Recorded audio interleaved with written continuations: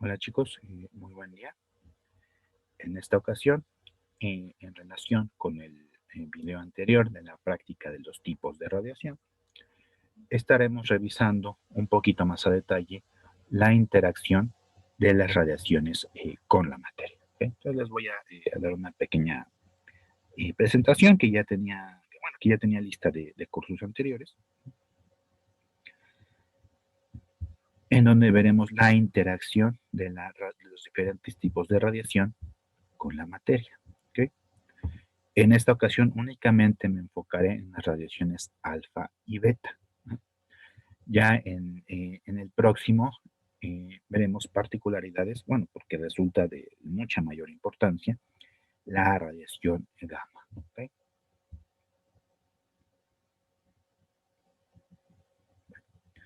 Nosotros ya estudiamos que existen diferentes tipos de radiación que, eh, que interactúan o que se pueden eh, atenuar con diferentes tipos de materiales. Vimos que podemos producir radioisótopos, vimos que podemos caracterizar de alguna manera una mezcla, vimos todo esto de la energía de mar, etcétera, etcétera. Ahora pues nos vamos a empezar a enfocar en cómo interactúa la radiación con la materia, los diferentes tipos de radiación. Vamos a pensar que tenemos un vacío perfecto. Quiere decir que no tenemos átomos de ningún tipo. ¿No? Es un vacío completamente perfecto. Si nos encontramos en esta situación y colocamos nosotros una fuente de radiación, estas partículas o estas radiaciones se moverán indefinidamente. ¿Qué pasa si eh, en este camino que están recorriendo las radiaciones se encuentran con un medio, ya sea sólido, líquido o gaseoso? Pues estas radiaciones empezarán a interactuar con los átomos de estos materiales, cediendo parte de su energía poco a poco hasta que terminan de ser absorbidas por completo. ¿No? Estos medios nosotros los vamos a estar llamando como absorbedores. ¿De qué? Pues absorbedores de radiación, obviamente. Esta figura, pues como se los introduje un poco en la práctica anterior, vemos qué materiales son muy útiles para ir deteniendo cada una de las radiaciones. ¿No? Si supongamos que tenemos una mezcla de los tres tipos de radiación, veremos que la radiación alfa la podemos detener simplemente con una hoja de papel. La radiación beta es suficiente con unos centímetros de aluminio. Y vean que la radiación gamma pues atraviesa estos dos materiales hasta llegar a hormigón. Pero no se refiere a una capa pequeña o más bien delgada de hormigón, tiene que ser una capa gruesa, ¿no? Y aparte tiene que estar combinado con otro tipo de materiales como plomo y otros metales pesados que me permitan empezar a atenuar la radiación. ¿Sí? Difícilmente podremos detenerla por completo, la radiación gamma, pero podemos disminuir sus efectos, obviamente. ¿No? Ok. Entonces, pues lo que les mencionaba, cuando la radiación pasa por los átomos de un material absorbedor, pues estará transfiriendo su energía hasta que la pierde, ¿no? O que hasta que gradualmente empieza a disminuir. ¿No? Sin embargo, ¿qué es lo que puede ocurrir? Si la radiación tiene una energía lo suficientemente grande, puede provocar ionizaciones en los átomos de los materiales absorbedores. Y pues, como ionizaciones, se estará formando el par iónico, como lo podemos ver aquí en esta figura, en donde, claro, es un dibujo muy, muy feo, nada más hecho ahí con Word y ya mucho, muy, muy feo, no tiene la gran ciencia, en donde, pues, tenemos la radiación que está siendo incidida sobre un átomo, y pues un átomo sale disparado, entonces tendremos pues aquí este electrón y se forma aquí un catión, ¿no? Entonces será pues el par iónico correspondiente, ¿no? Debido a esta radiación que tuvo la energía suficiente para provocar este efecto. Y pues si no ocurre esta ionización, es decir, que la energía de la radiación no es lo suficientemente grande para provocar este efecto, entonces lo que ocurre es que puede inducir una excitación del átomo, ¿no? Es decir, que la radiación incide sobre uno de los electrones y lo eleva a un orbital más alto, de más alta energía, y que pues al momento de regresar al estado basal estará emitiendo radiación electromagnética correspondiente. ¿Okay?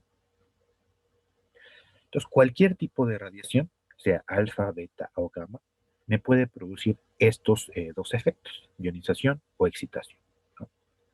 Ya veremos que existirán algunos efectos particulares para cada tipo de radiación. ¿Okay? Bueno, dentro de la interacción de la radiación con la materia, vamos a tener dos grandes clasificaciones, que es la interacción con partículas cargadas, como son las partículas alfa, beta negativo y beta positivo, o las partículas neutras, o radiaciones neutras, como son los neutrones y la radiación gamma, que también son fotones, ¿no? Que además de ionización y excitación, como les dije, provocarán otro tipo de efectos. Les voy a mostrar este cuadro, que es un cuadro bastante general, en donde estamos viendo todos eh, la mayoría de los efectos que provocan las radiaciones al momento de interactuar con la materia. No vamos a ver todos, solo vamos a ver los más importantes. ¿Okay? Entonces vemos ahí que hay ionización, excitación, un fenómeno que se llama dispersión, y bueno, la transmutación nuclear, que pues, se refiere a las reacciones nucleares, obviamente. Veremos que, bueno, de todo esto para las partículas cargadas. Ahorita vemos que hay unos nombres raros, ¿no? Vamos a especificarlos más adelante. Esto es con el caso de las partículas cargadas, que es alfa, protones, iones pesados, electrones, partículas beta. Todas estas son las partículas cargadas. Y las neutras, que se refiere a los fotones y a los neutrones. Dependiendo con qué parte del átomo están interactuando, pues provoca una, una diferente cantidad de efectos, ¿no? Entonces vemos que hay eh, una gran familia, por llamarlo de alguna manera, de fenómenos que ocurren cuando la radiación interactúa con la materia. Y claro, aquí no me estoy refiriendo únicamente a la materia inanimada, es decir, a la que no está viva. Ya ustedes se imaginarán la gran cantidad de fenómenos que ocurre con los sistemas biológicos, ¿no? O la materia viva. Aparte de esto, muchos otros efectos pues, que afectan a las células y a todo esto, que en algunas de las presentaciones que nos darán ustedes, uno de los equipos se encargará de revisar los efectos físicos y biológicos de la radiación. Creo que es el equipo número uno. Pero bueno, eso ya lo veremos en su momento. Entonces yo les daré esta pequeña introducción de manera general a todo tipo de materia. ¿Okay? Bueno, en esta gráfica les presento lo que se conocen como curvas de absorción, en donde en el eje Y tenemos la transmisión relativa, es decir, qué tanto están introduciéndose las partículas en el material absorbedor. Y en el eje X, pues, hasta dónde van a llegar, es decir, el espesor del material al cual las radiaciones se van a ver completamente absorbidas. Y nos damos cuenta de algo interesante. Vemos qué es lo que ocurre con las partículas alfa. Vemos que entran en la materia y prácticamente siguen su camino, pero llega un momento a un espesor bastante bajo, si nos podemos dar cuenta, en el que se ven completamente absorbidas. ¿Okay? Las partículas alfa recorren muy poco camino al interactuar con la materia y se absorben por completo, ¿no? vemos que algo mucho más suave ocurre con la radiación beta. ¿Ok? Que sí, van introduciéndose en la materia, poco a poco van perdiendo su energía hasta que se ven absorbidas con un espesor determinado de radiación. Y vemos que es mucho mayor que en el caso de las partículas alfa. Entonces, por eso es que requerimos materiales un poco más densos para detener este tipo de partículas. Pero vean qué es lo que pasa con los rayos gamma, o también es algo que ocurre con los neutrones. Vemos que no sigue la misma tendencia, vemos que sigue una, una curva de tipo exponencial. Vamos a ver en su momento, en el próximo video, que la absorción de radiación gamma sigue una ley análoga a la ley del decaimiento radiactivo, es decir, una exponencial. Entonces nos vamos a dar cuenta que pues, vamos a llegar a una asíntota, ¿no? Aquí en esta curva, es decir, jamás vamos a poderlas detener por completo. Claro, la podremos absorber en gran medida conforme aumentamos el espesor del material absorbedor, pero nunca las vamos a detener al 100%. Claro, esto no es cuestión de alarmarse ni nada, simplemente pues estar conscientes de que siempre está presente radiación gamma, sí, aunque nosotros la blindemos con lo que lo blindemos, ¿no? Ya que, ya eso no, significará que dependiendo la energía de la radiación es que nosotros tengamos o no algún cuidado en especial en su manejo. ¿Okay? Bueno, esto es de manera genérica los diferentes tipos de radiación. Entonces, en el caso de las partículas cargadas, es decir, alfas y betas, la transmisión de la intensidad llegará a cero a un cierto valor de X. ¿No? Este valor de X es lo que conocemos como el alcance máximo que va a tener la radiación en un cierto material. ¿No? Entonces nosotros debemos saber qué tipo de material es el que estamos estudiando para saber cuánto alcance tendrá. ¿Okay? Vamos a empezar con las partículas cargadas, los protones o iones cargados, y dentro de estos iones incluimos a las partículas alfa, ¿no? Que son de especial interés para nosotros. Nos mencionan que producen una alta ionización específica, ¿no? Debido al alcance tan corto que tienen. ¿Qué quiere decir esto? Recuerden en la curva de absorción que al momento de ingresar en la materia lo hace prácticamente en línea recta por un determinado, una determinada distancia, ¿no? Y después cae abruptamente, es decir, que se absorbe por completo. Pero ¿esto qué implica? ¿No?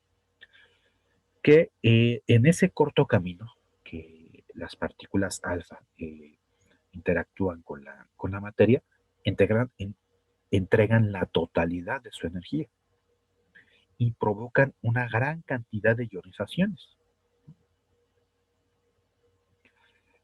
Y esto, tal vez esté diciendo lo mismo, pero ¿qué implicaciones sigue teniendo esto?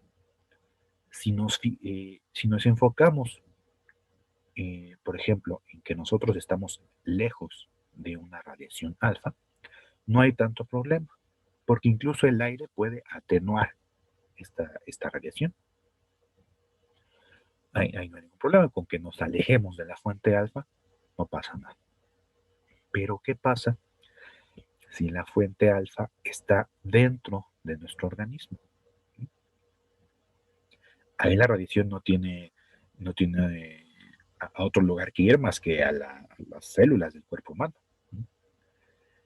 Y pues si está cerca de las paredes, por ejemplo, del estómago o de los pulmones, pues estará constantemente ahí ionizando los átomos de las células, ¿no? Entonces, de manera interna, podemos decir que se trata de las partículas más peligrosas, porque toda la radiación que está emitiendo, nuestro cuerpo la está absorbiendo y se está ionizando poco a poco los átomos de las células, lo que en algún momento provocará alguna mutación genética, ¿no? Y que a su vez estas mutaciones pues producirán células defectuosas que generarán, por ejemplo, cáncer. Entonces de ahí la importancia que tienen las partículas alfa, ¿no? Que son muy, muy peligrosas en lo que llevamos una exposición interna. De manera externa no hay ningún problema. Recuerden que incluso envolviendo la fuente con una hoja de papel, con eso es suficiente. El problema viene cuando está dentro del organismo, porque entregan la totalidad de su energía en ese corto camino que están recorriendo. ¿Sí?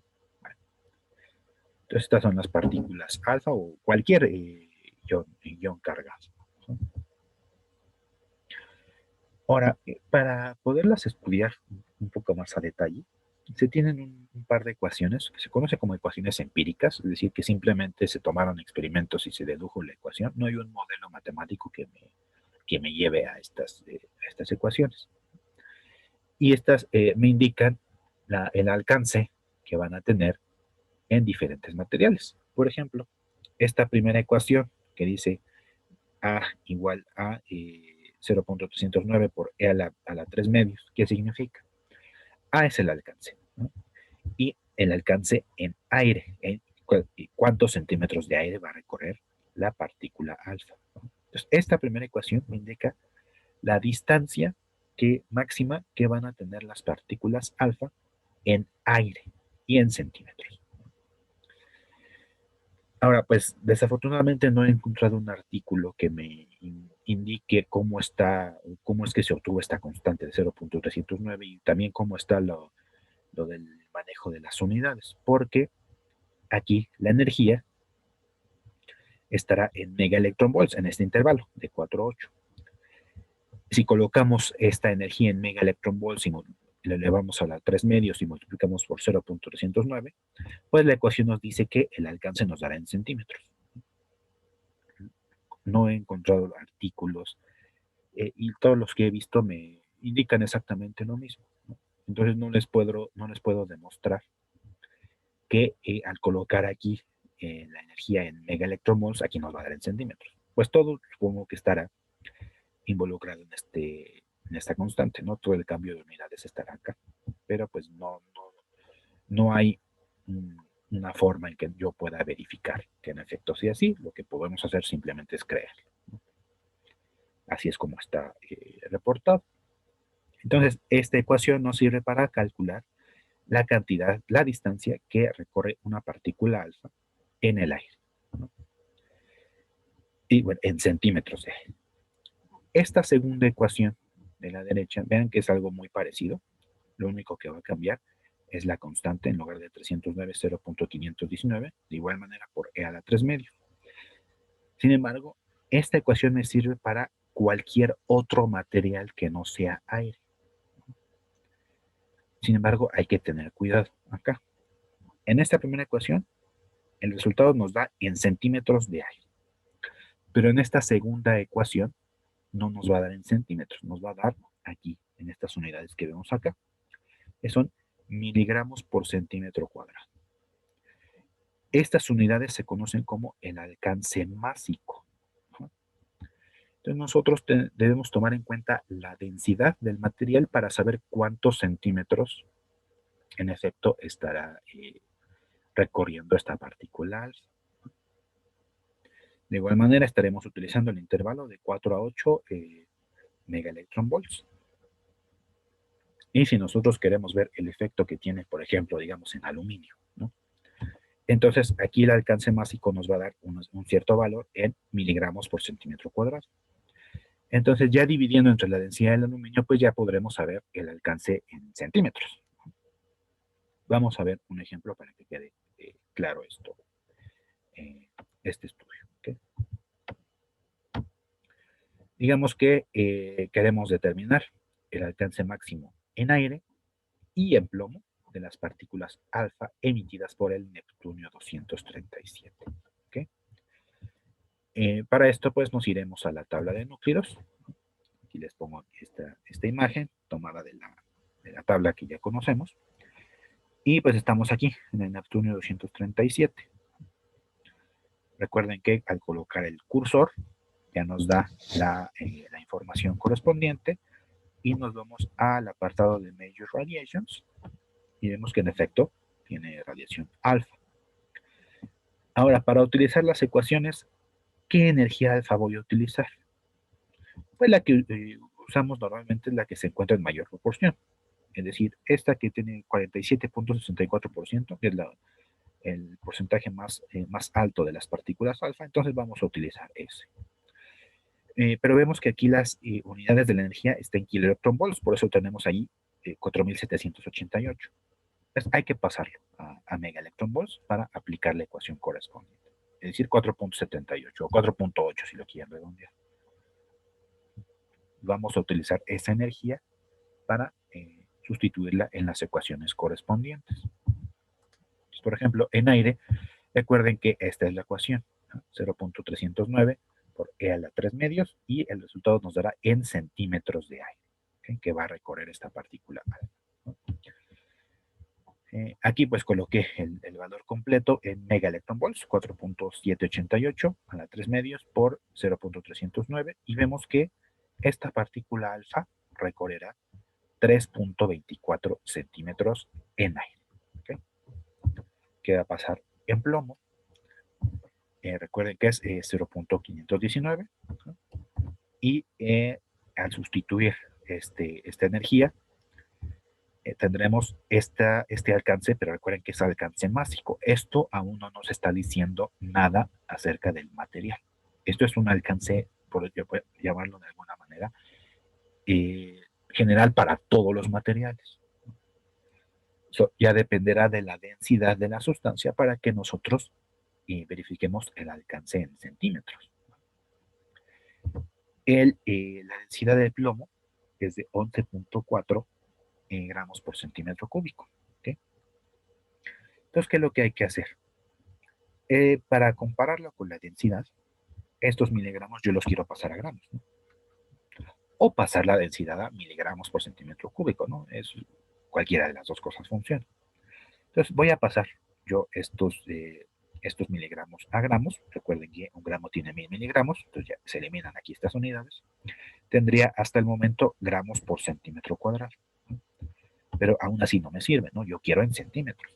Entonces yo voy a utilizar la densidad del material, que es 11.4 gramos por centímetro cúbico, ya se me eliminan aquí los gramos, y centímetro cúbico entre centímetro cuadrado ya me queda centímetros, ¿ok? Y haciendo las operaciones correspondientes me da 4.8 por 10 a la menos 4 centímetros, es decir, medio milímetro recorren las partículas alfa en plomo. Si estuviéramos otro material, digamos aluminio, que es 2.7 gramos por centímetro cúbico, entonces aquí en lugar de 1.4 irá al 2.7. O si estuviéramos utilizando hierro, la densidad de hierro es 7.86 gramos por centímetro cúbico, entonces ese valor utilizaríamos acá. Pero vean que este no está cambiando, ¿no? Lo único que estaría cambiando es la densidad, y con eso ya cambia el valor en centímetros. ¿Okay? Muy bien, ¿no? Recuerden que cualquier duda estaremos checando en los comentarios, ¿no? En caso de que no haya quedado claro esta parte. ¿De acuerdo? Y bueno, esto es nada más hacer más amplia la curva de absorción que ya les había mostrado anteriormente en la comparación de las tres, en donde vemos que recorre prácticamente en línea recta el camino de la radiación alfa, hasta que se ve absorbida de manera abrupta por completo. ¿Qué pasa si nosotros quisiéramos hacer o medir un emisor alfa? Si tuviéramos el detector adecuado para este tipo de radiaciones, nos daremos cuenta de que existe un solo pico, una sola señal, ¿no?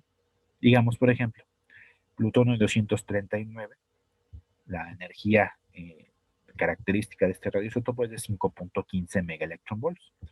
Entonces, si nosotros vemos un espectro de radiación alfa, veremos que los podremos identificar muy fácilmente porque solamente hay una señal correspondiente. Entonces, si vemos 5.15, prácticamente podemos asegurar que se trata de plutonio 239, a menos que algún otro radioisótopo también tenga una energía similar. Pero, y si tuviéramos una mezcla de radioisótopos alfa, pues veríamos varios picos, varias señales.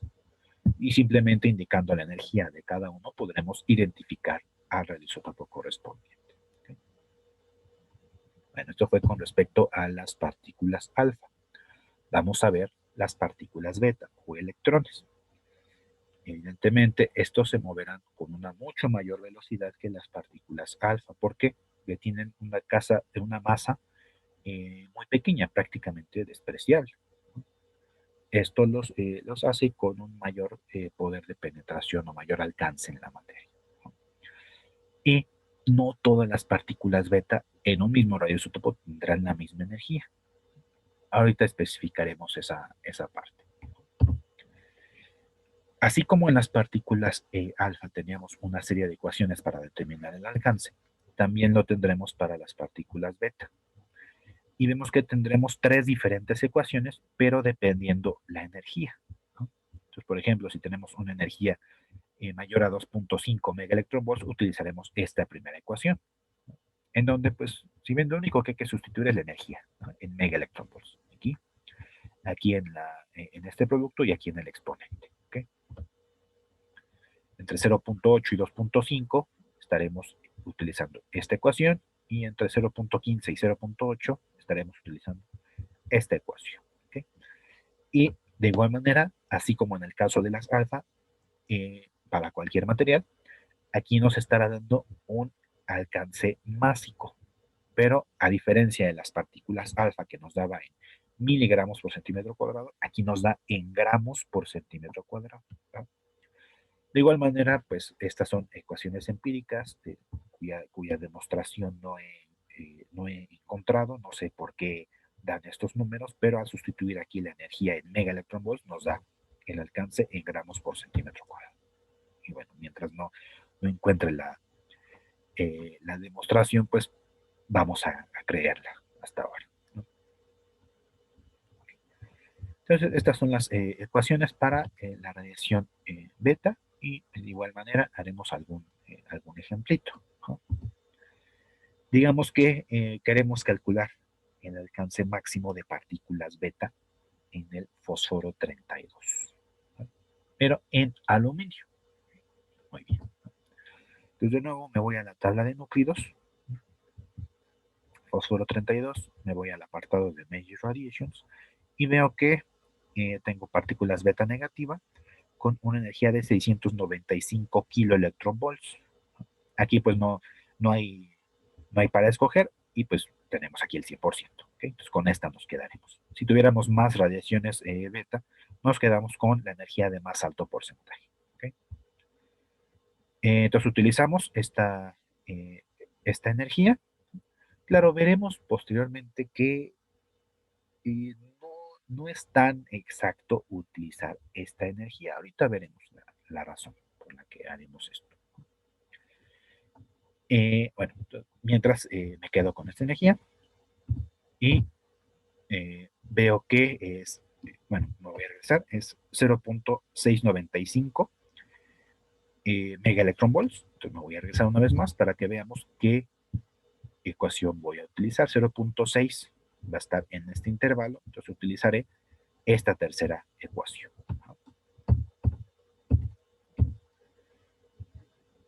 Entonces está el alcance máximo en gramos por centímetro cuadrado. Voy a ocupar la ecuación correspondiente y sustituiré la energía 0.695 elevado a la 1.38 multiplicado por 0.407 y me da 0.25 gramos por centímetro cuadrado.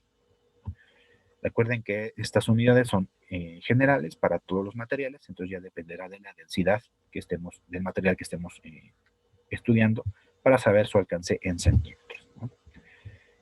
Se trata de aluminio con una densidad de 2.7 gramos por centímetro cúbico.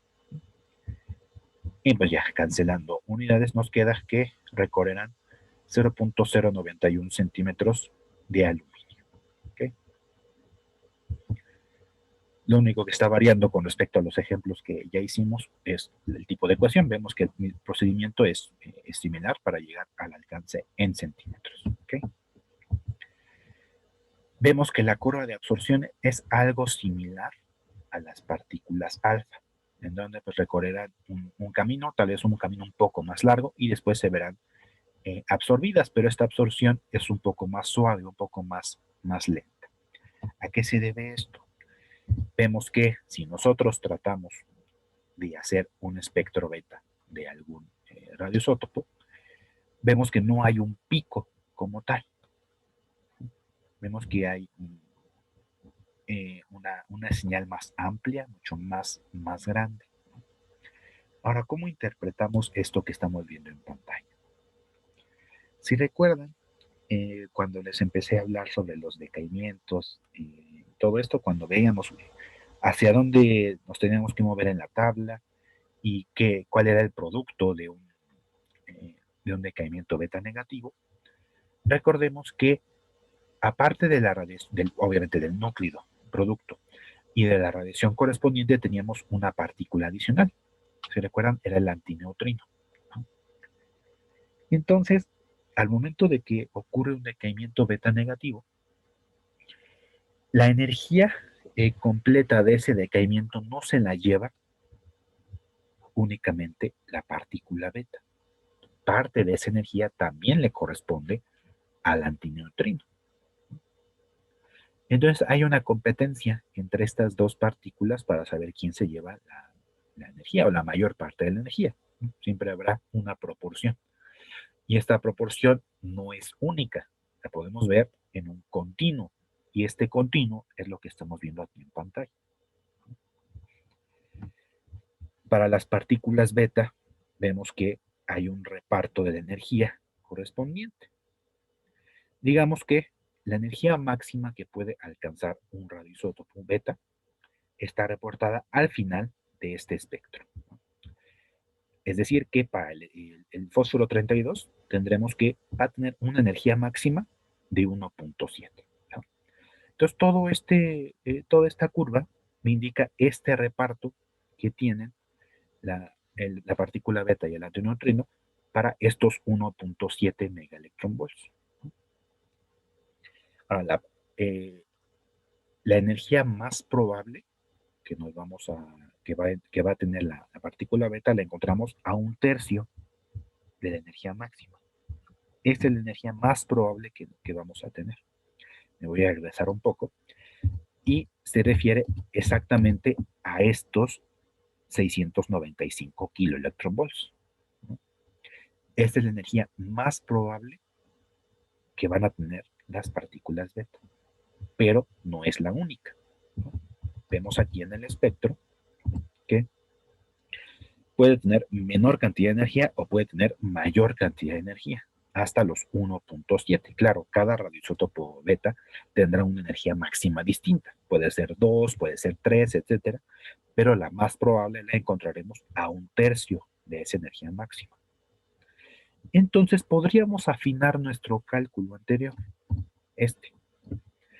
porque aquí yo utilicé la energía más probable, la que me reportaba la tabla.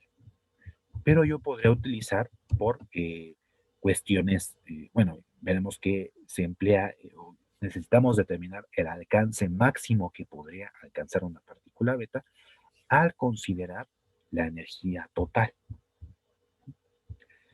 Entonces ya sería que nosotros, en vez de los 0.695 que yo utilicé, podríamos utilizar estos 1.7 para saber hasta dónde máximo puede llegar mi partícula beta.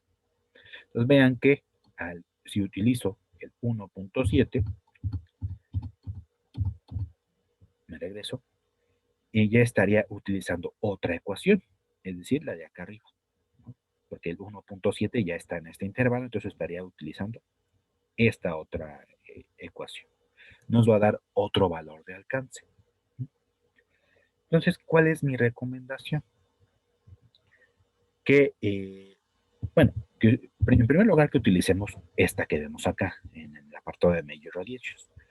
Pero pensemos, o no olvidemos más bien, que esta no es la energía total que puede tener la energía beta. Esta es la energía más probable. Entonces, esta la tendríamos que multiplicar por 3 aproximadamente, ¿no? Para saber cuál es el alcance real o máximo que podría tener. Cualquiera de los dos está bien, sin embargo, si utilizan esta, hay que especificar que están utilizando la energía más probable. ¿Okay?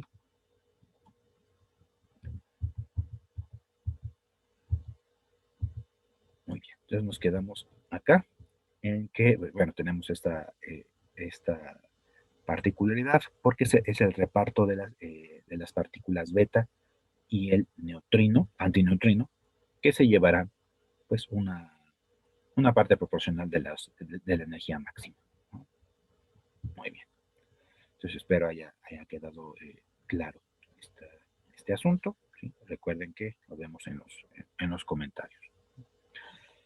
Ahora, vamos a ver algunos efectos interesantes que ocurren en la radiación beta con la materia.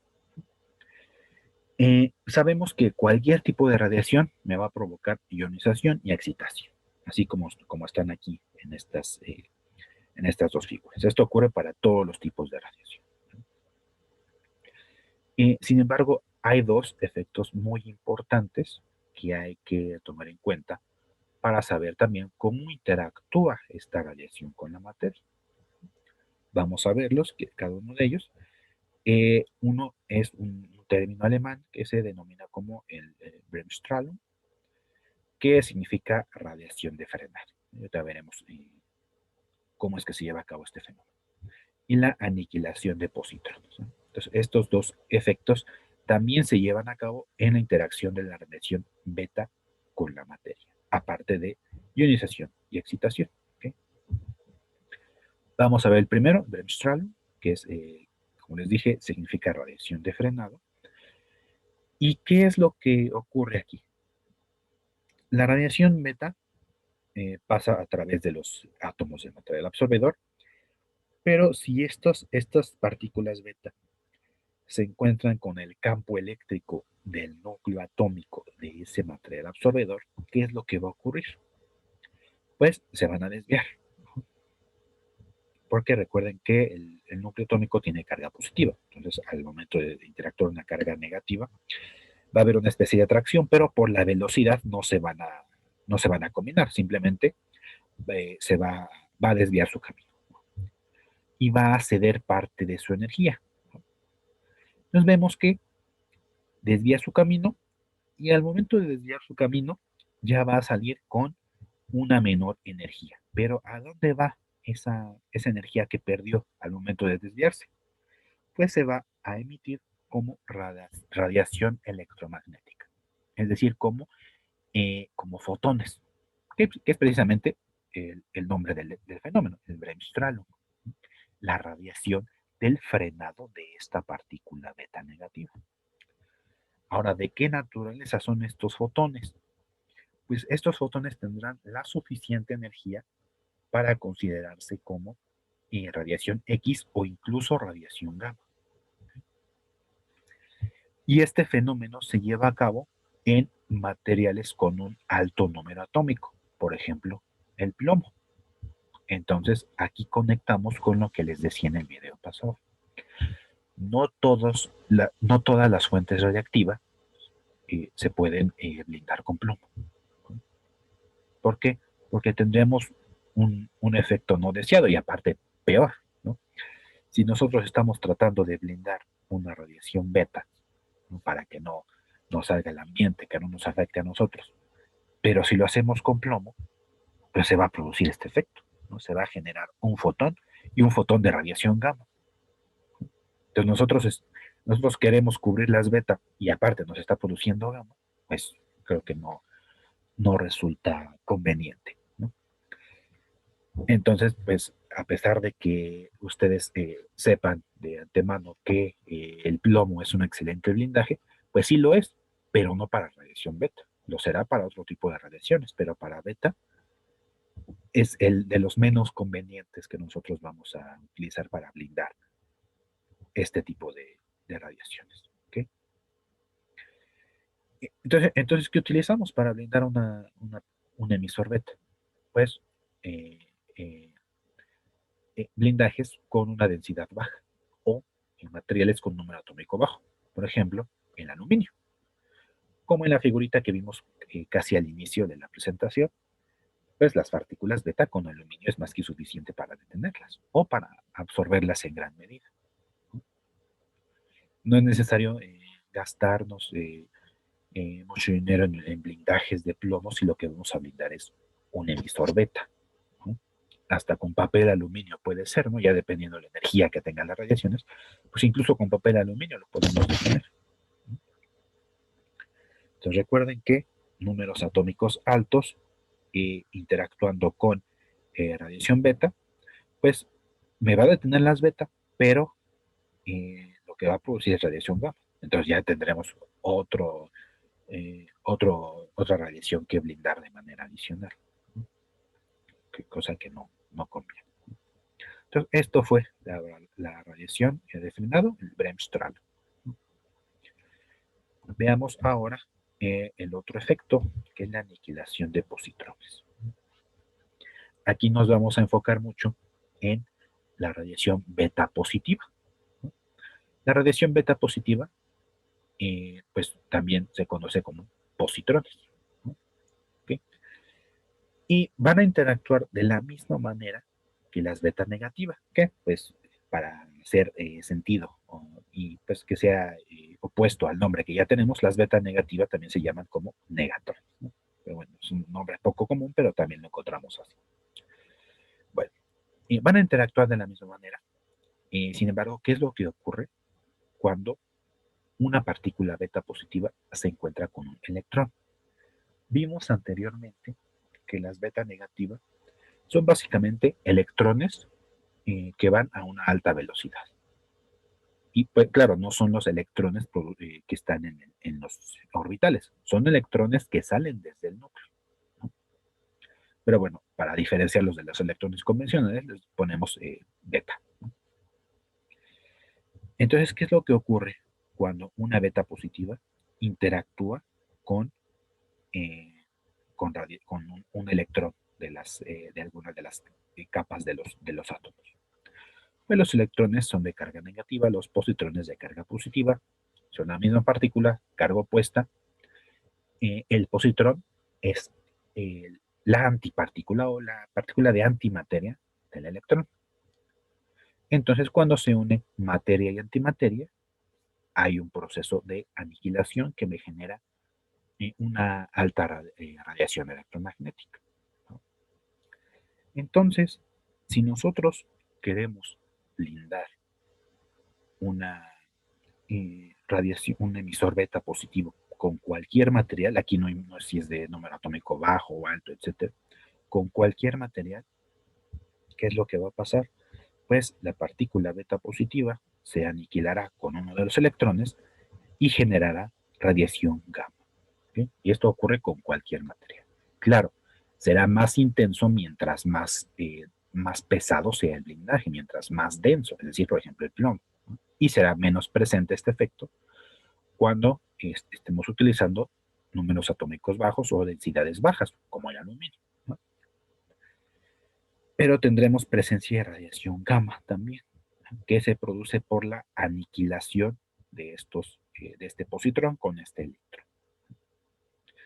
¿De qué energía van a ser estas radiaciones gamma? Pues recuerden que tenemos en la ecuación de Einstein, en donde nos relaciona la masa con la energía. Entonces, esas energías dependerán de la masa de los electrones, o en este caso el positrón y electrón. La energía será alrededor de 511 kiloelectronvolts. Entonces se generarán dos rayos gamma, cada uno con 511 kiloelectronvolts. Y esto lo podemos saber porque pues conocemos la masa de los electrones. Y si conozco la masa de los electrones, también sé la masa de los positrones. Entonces, esa masa la transformó en energía con la ecuación de Einstein y nos da 511 kiloelectronvolts. Entonces se generan dos rayos gamma con esas energías. Entonces vean que no es tan sencillo, ¿no?, la elección adecuada de un blindaje. Si nosotros blindamos con números atómicos altos, pues blindaremos las beta, pero se nos genera radiación gamma, entonces necesitaríamos más blindaje para atenuar esa radiación gamma. ¿Okay? Entonces, por eso utilizamos para este tipo de fuentes, tanto beta positiva como beta negativa, números atómicos bajos o densidades bajas. ¿Okay? Muy bien. Y finalmente, ya para concluir esta sesión, lo vamos a detener hasta aquí y ya en el próximo video veremos las partículas, la radiación gamma. ¿Okay? Bueno, nada más les quiero compartir esta imagen en donde se trata de una serie de fuentes. Estas barras que ven aquí de color azul son fuentes de cobalto 60. Estas fuentes de cobalto 60 están sumergidas en un gran pozo, un tanque de agua, alrededor de 8 a 10 metros cúbicos. Esto lo encontrarán, por ejemplo, en el Instituto de Ciencias Nucleares de la UNAM,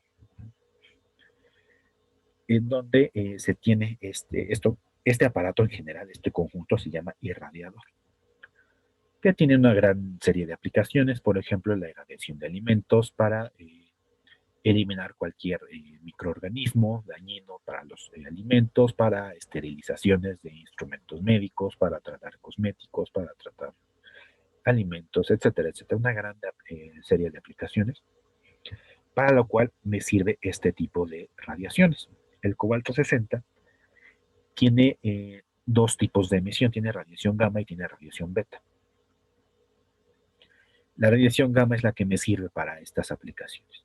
Sin embargo, una parte importante de la radiación beta es este efecto que estamos observando.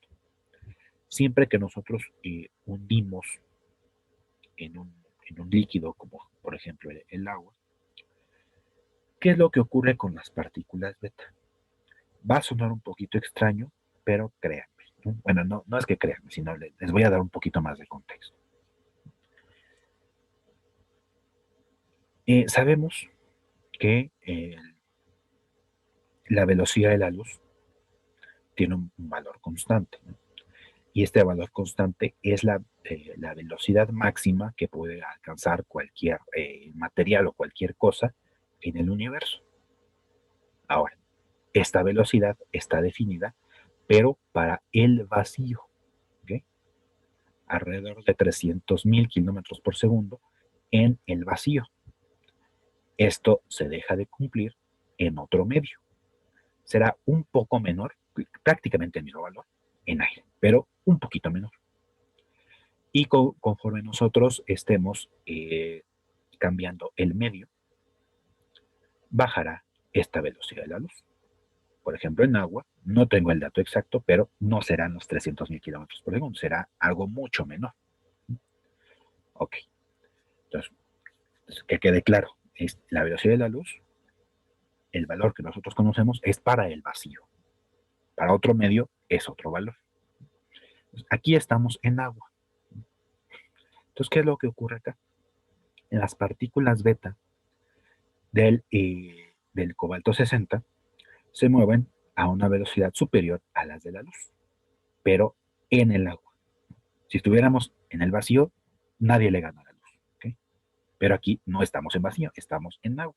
Y en el agua, las partículas beta tienen una velocidad superior a las de la luz. ¿Okay?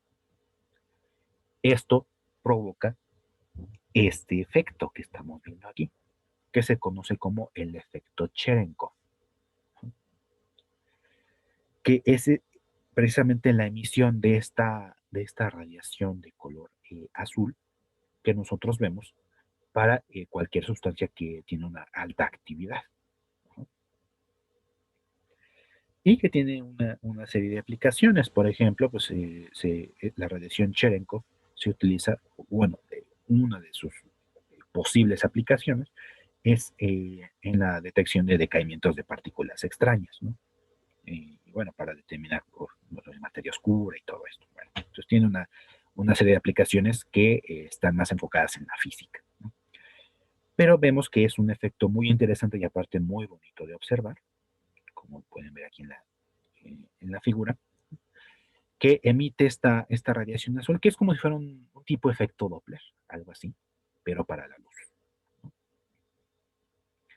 en donde pues las partículas beta se mueven a una gran velocidad, tan grande que pues provoca como si fuera conos de luz, ¿no? Y pues que están siendo emitidas constantemente por todas estas barritas de cobalto 60. Y claro, esto es a escala pequeña, como lo tienen ahí en el Instituto de Ciencias Nucleares. Ahora imagínense esto en un reactor nuclear. Se ve mucho más impresionante. Eh, por ejemplo, he tenido la oportunidad de visitar un reactor, claro, no de, más bien de investigación, ¿no? Como es el que se encuentra en el Instituto Nacional de Investigaciones Nucleares, que es eh, un, un organismo que depende de la Secretaría de Energía, que se encuentra cerca de la Marquesa, ¿no? Y ahí tienen un reactor de investigación. No es de producción de energía eléctrica, es de investigación únicamente. Y este efecto se ve mucho más impresionante, ¿no? Y claro, ahí no tengo fotografías porque son mucho más estrictos en ese aspecto, ¿no? De estar tomando fotografías a cosas nucleares, que incluso aquí en el Instituto de Ciencias Nucleares, al día de hoy, ya no se permite tomar estas fotografías, ¿no? Cuando yo tomé esta, eh, pues las regulaciones no eran tan grandes como las que existen ahora. Entonces, pues por eso es que quiero compartir esta imagen y claro, me va a servir mucho para posteriores explicaciones, ¿no?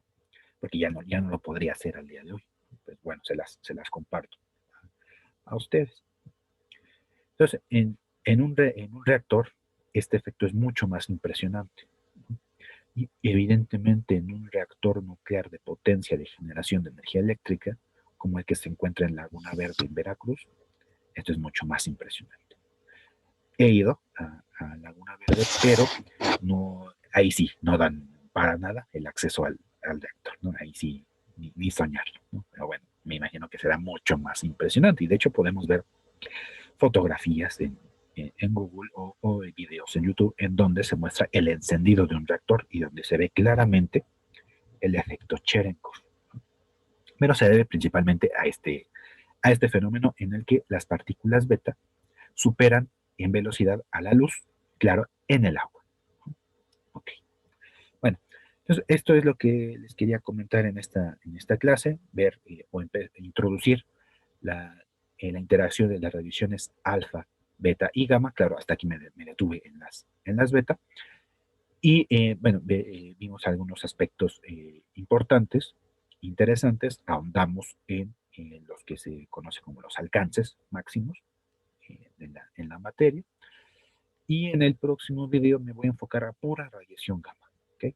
Porque pues es más interesante desde el punto de vista matemático, porque ahí sí podemos hacer un poquito más de manejo, ¿no? Estar utilizando ecuaciones completamente empíricas, ¿no? Como las que les mostré, sino aquí sí podemos tener más certeza de las unidades y todo esto, ¿no? Y un estudio un poco más completo. Entonces por eso lo dejé, le voy a dar su propio video, ¿no?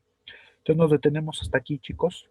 Espero se encuentren muy bien. Recuerden que cualquier duda, ahí en la parte de los comentarios y pues nos vemos pronto, ¿vale? Bye.